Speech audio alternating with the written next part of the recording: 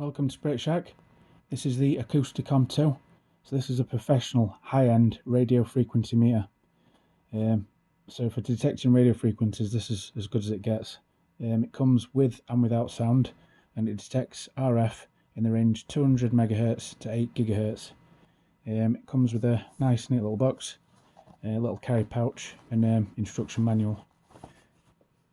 So it comes with a battery hour unit, so it's one 9-volt square battery. You just slide the back off. You press and hold it to turn it on, and then you can just tap it once to turn sound on and off. So I'll give it a quick test. Yeah, really love this meter, mainly because of the sound as well.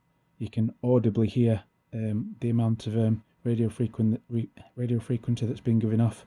I've barely seen any other ghost hunters using RF frequencies testing, but it's something I use heavily, because spirits give off static, EMF, and I have noticed they do also affect RF, so it's a good meter to have.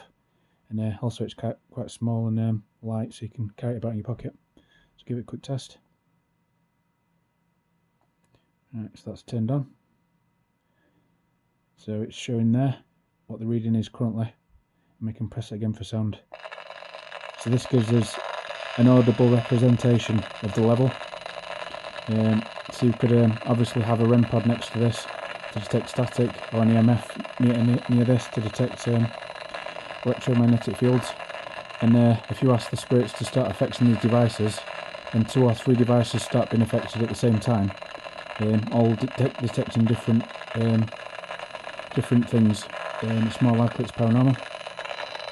So obviously turning this in different directions, it's going to be stronger in certain directions.